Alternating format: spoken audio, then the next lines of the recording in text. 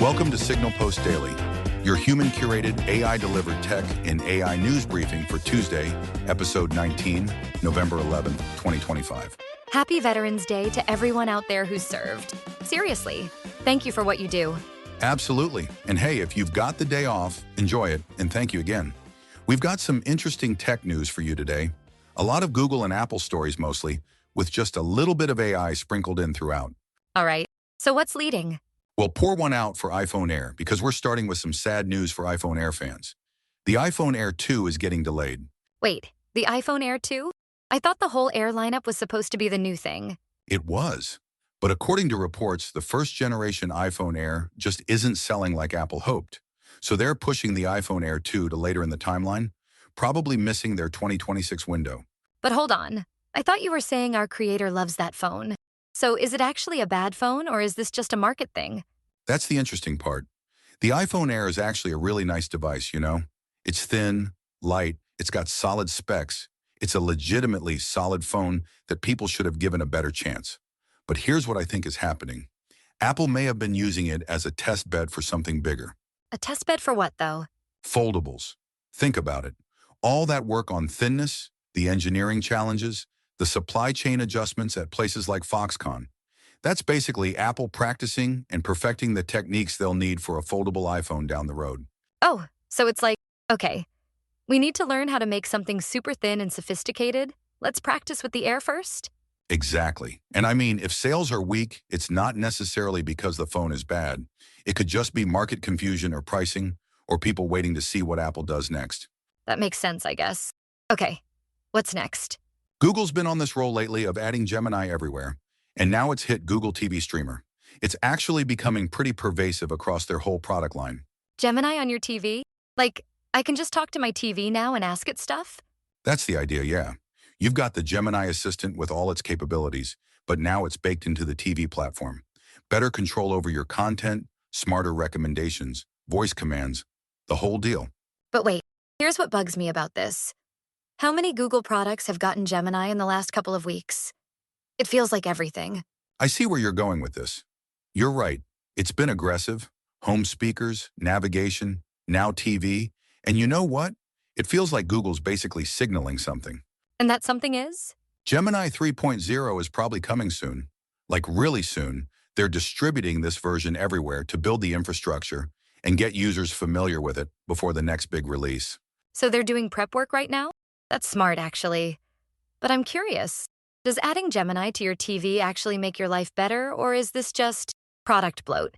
That's a fair question. I think it depends on how well they integrate it. If it's actually useful for searching, controlling smart home stuff, getting information while you're watching, that could be legitimately helpful. But if it's just there and awkward to use, then yeah, it's bloat. Okay, next story? Apple's working on hiding the selfie camera under the display. Wait, under the display? Like, the camera would be invisible?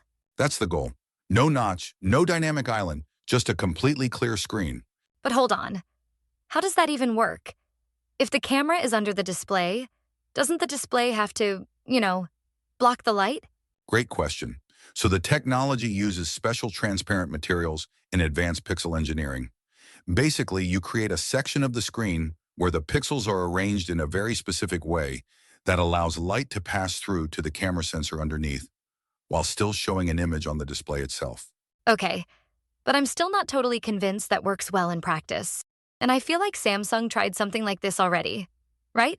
They did. Samsung had under-display cameras on some models, and the image quality was, well, let's say compromised.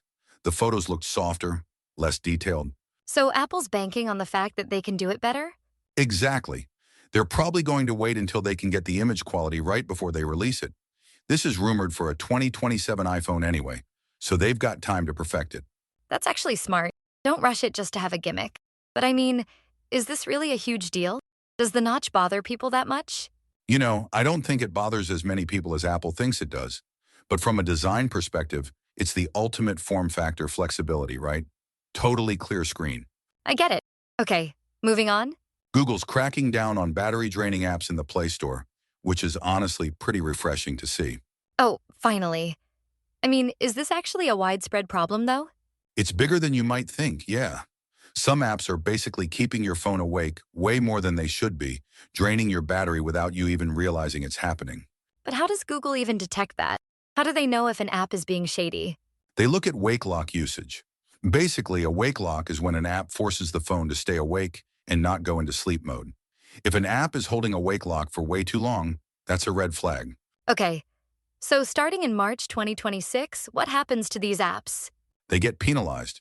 They might get warning labels, or they might get dropped from recommendations, or worse. It's basically Google saying, hey, we're going to protect our users here.